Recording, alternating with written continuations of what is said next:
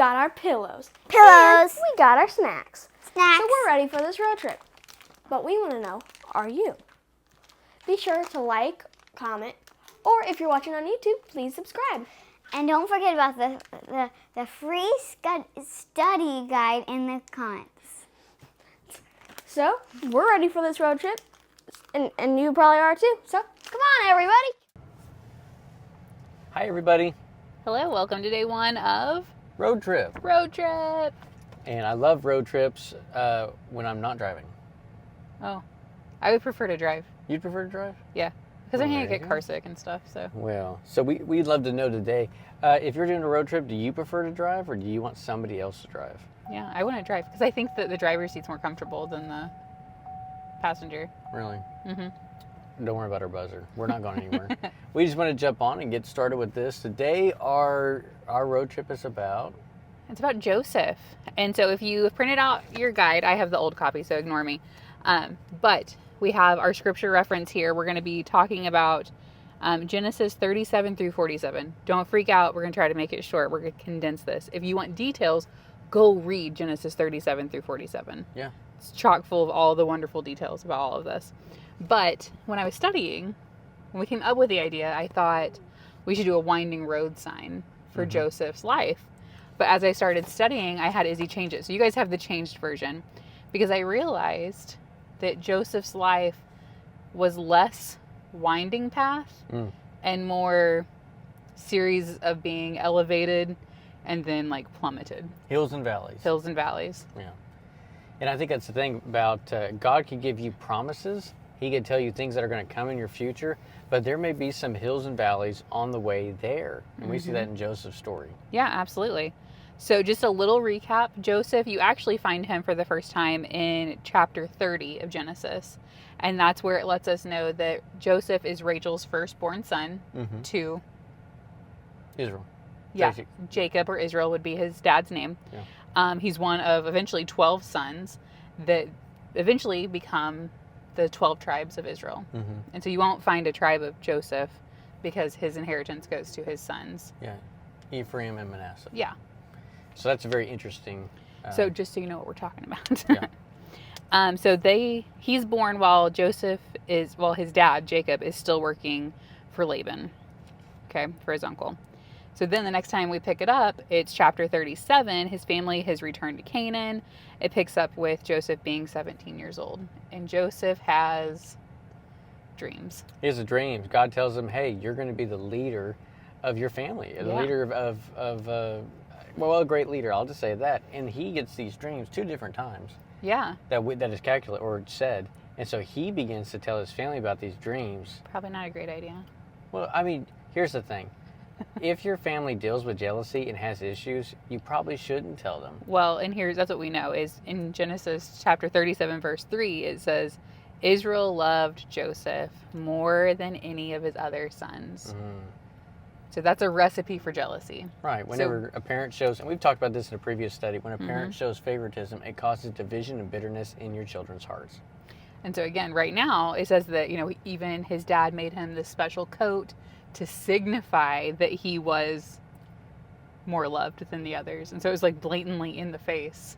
Like we grew up and thought, oh yeah, there's definitely a favorite kid. Were you the favorite kid, or did you think your parents, the sibling, was the favorite? The favorite kid on the road trip, when they say, I want to see that, or where's my favorite snack, like they get that. Yeah. It's a thing they get. You're like, well, I want to go see that. And they're like, well, we don't really No, have we time. don't have for time. that. We love you, but no. Okay, anyways. But so here we're finding Joseph, like he's at one of those high points. Like his life is good. He is the first son of the favorite wife born to Jacob in his old age. Yeah. So he's like favored. He's got the special coat. I mean, he's starting out on the mountaintop. Yeah. But we also know these are the warning signs that there's trouble ahead. Right.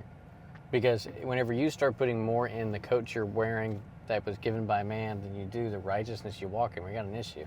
Yeah. And I don't think that Joseph per se was going out trying to create an issue, but he became the family tattletale, the snitch. Well, yeah, he gave his dad a bad report about his brothers working in the field. That's in, I think, chapter 37. And he tells his brothers, like, hey, I had a dream that you guys are all going to bow down to me. Yeah.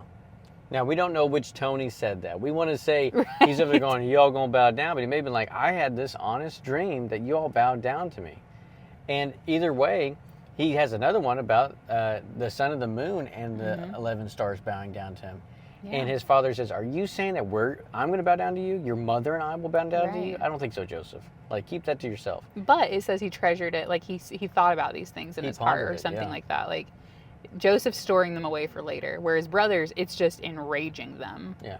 Here's the interesting thing. If you know of a promise that God has put upon you or your children, it is important to hang on to that promise. Because when times come of difficulty and struggle, you got to go back to the promise. Okay? Yeah.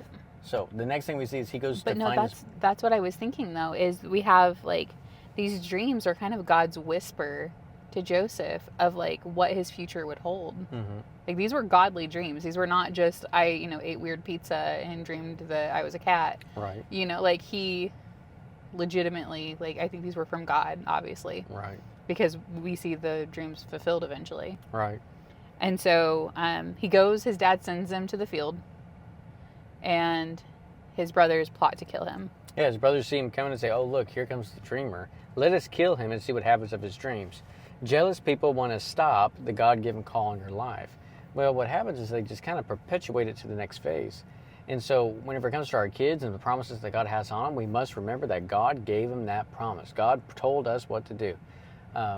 If we have promises of God, then no matter what happens, no matter what bad things come, we can say, no, God gave me a promise. God gave me a promise. Mm-hmm. So they grab Joseph, stick him in a cistern, a big hole in the ground, and they begin to plot, what are we going to do with him? Yeah. So, I mean, here we are. That's the mountaintop. We were just there.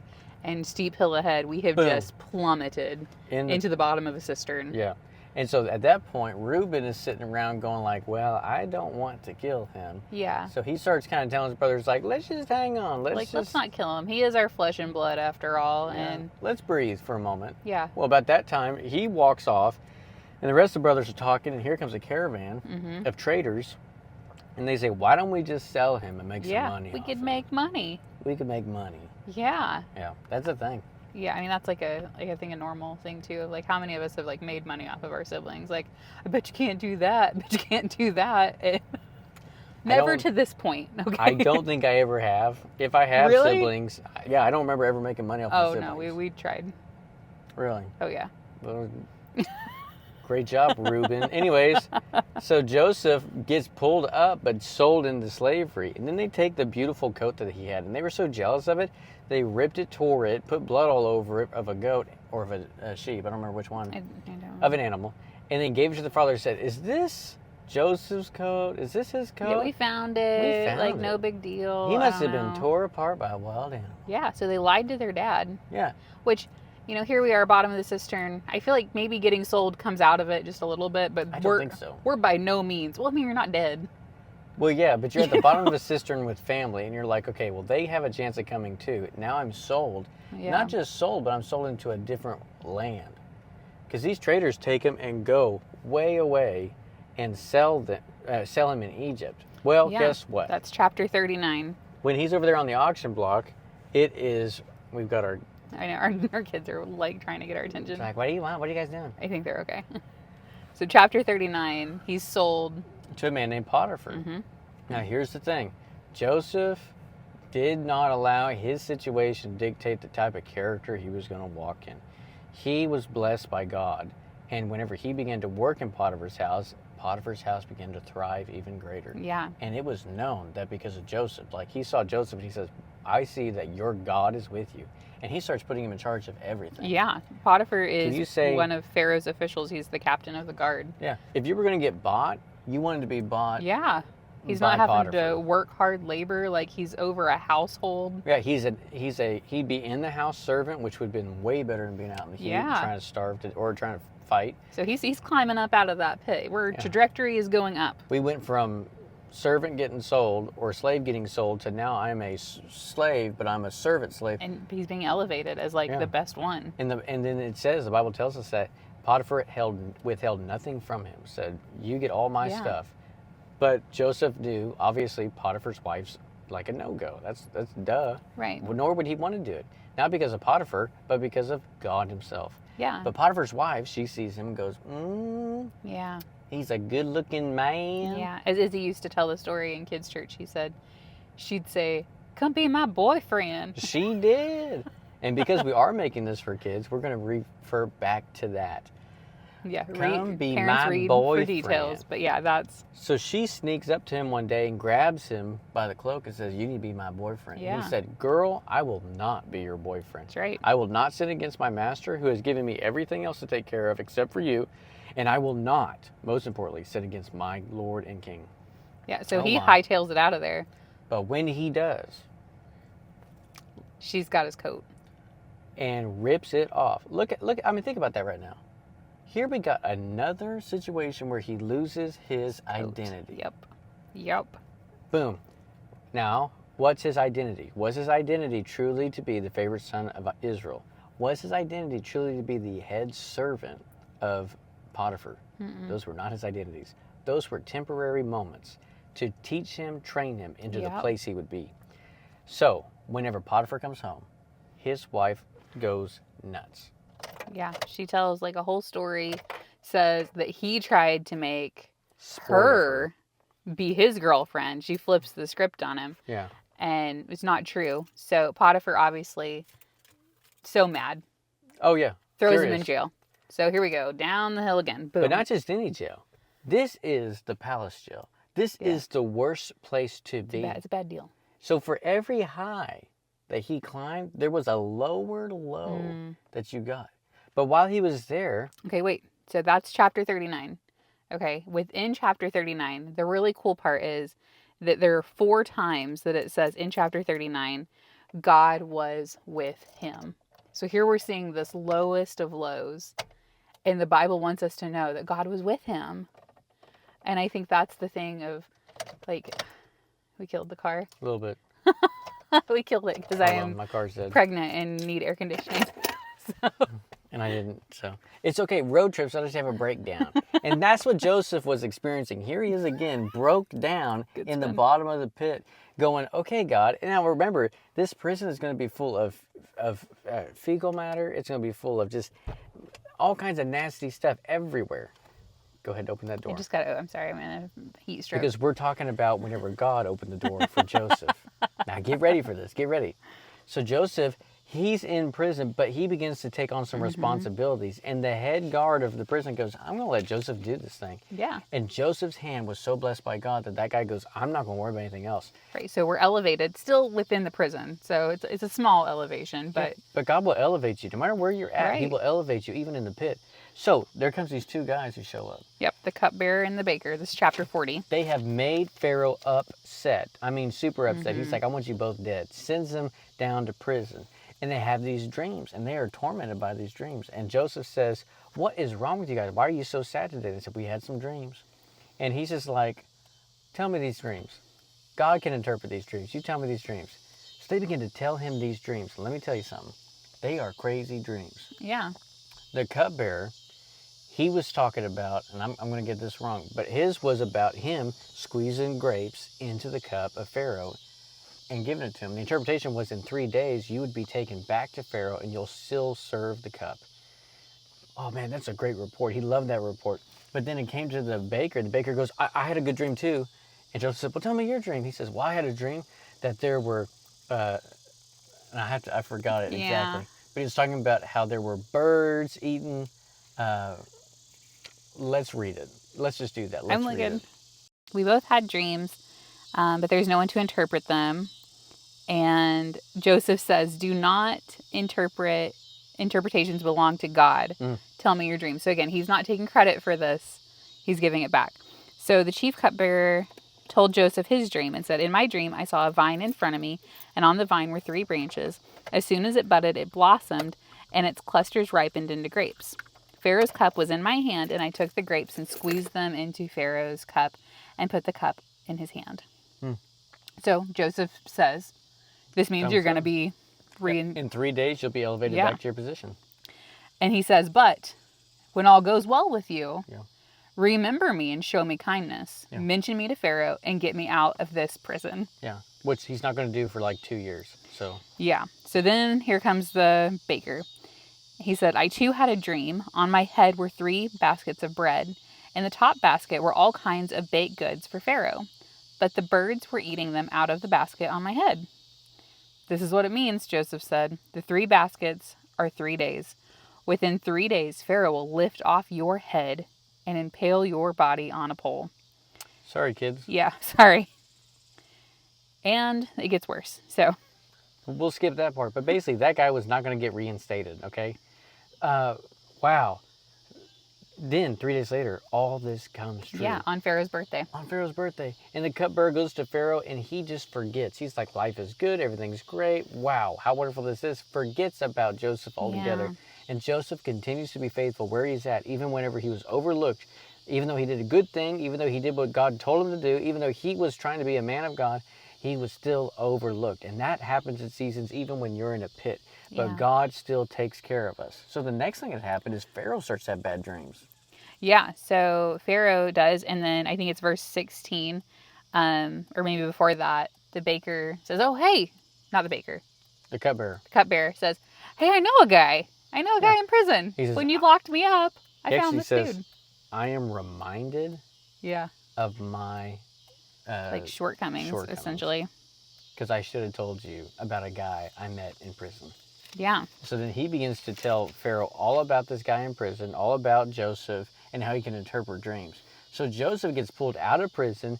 He is taken to get cleaned up. They have to shave him. They have to like prep him, wash him, put on clothes, because you couldn't even get before Pharaoh if you weren't clean. And then they bring him to him, and Pharaoh says, hey, I hear you can interpret dreams. and again, Joseph says, I cannot do it, but God can. Let me put you there. His identity was, I'm the favorite. His identity was, I'm the head servant. And it could have easily been, I'm the dream interpreter. Right, but instead he says, don't these things belong to God? Mm-hmm. If God gives an interpretation of it, he's the one who makes it happen. Mm-hmm. So, Israel believes his son is dead, gone, and has given up hope of the dreams that God had given to his son. Mm-hmm. All that, he's just, well, it must not happen. It's not going to exist. You talk about impossible of impossible. And then here, Joseph is standing before Pharaoh. And Pharaoh says, here's my dream. Well, he has 2 different dreams. Yeah, about cows. Yeah. 7 healthy cows are eating and they're having a great time. And then 7 zombie-looking cows come out, ate up the fat cows. Yeah, And then there were 7 heads of wheat. I think so. I'm going to paraphrase. Yeah, grain, it Yeah. just says. And then 7 ugly ones, gauntly-looking ones, is what they said about the cows, come over and ate those up. And he's like, Joseph, what's the interpretation? Joseph says, this is what it is, Pharaoh.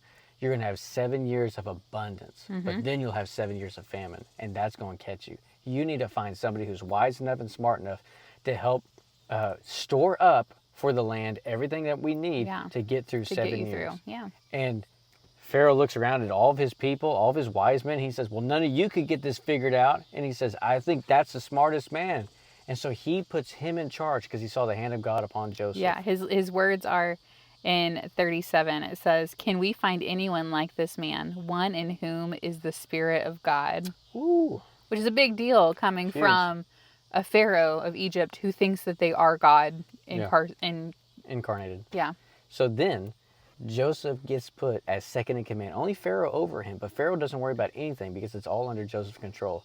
And for the next 7 years, he begins to store up, taking a tax upon the people, store up and buying, even later on, buying the land and the cattle off of the people, enslaving people, but getting Egypt set up to be able to survive the 7 years of famine. Yeah. And about the second year of that, I think it was, is whenever, or maybe the first year of it, but in that period of time, the famine starts to go nuts. And it gets all the way back to his homeland where his brothers and his father are. And his father says, look, I've heard something. I hear that Egypt has plenty of grain. Go there and Yeah. get some. So what's cool is not cool, but cool. He gets Pharaoh's signet ring, and he gets another fine robe of linen. Right. Right. So now he's been super elevated back up. That's true. So we're all the way up, and this whole process, guys, was not just like whoop easy. It was 13 years had gone by the time he entered Pharaoh's service. Wow. 13 years of being Potiphar, prison, like Wow. So 13 years. he's 30 years old in charge of saving the world. yeah. Wow. So let's fast forward. So you're yeah. So essentially, chapters 42 through 45 are all about the brother drama. Yeah, and that's the brothers coming to get grain and him playing with them, trying to see what's your. Have and I they think it's- changed? Are they still the same? Yeah, are they still wicked? Should I even help them? And How's this my goes, dad? Yeah, how's my younger brother, Yeah, Benjamin, the youngest? yeah, And then there's so much richness in that. You'll have to go and look it all over. But it comes finally to the point where he sits them down and has a banquet with them. And he can't handle it anymore. And he tells them, yeah. That's in chapter 45, verses 5 through 7. And he says, like, essentially, like, don't worry about it. Like, it was to save lives that God sent me ahead of you. yeah, So he wasn't even giving them the credit of it. Like, you guys were not in control of sending me to Egypt. God was. yeah. Ugh. Wow. And you need to understand that if you feel like people are beating you down, putting you in spots you shouldn't be, you're losing your reputation or maybe your position or whatever it is, you feel like you got people just attacking you. It may very well just be that God is positioning you by their hand. And that you don't need to have bitterness to him because that's what's going to rob you of your future. Instead, give it to God and allow God to rise you up wherever he's placing you. Yeah.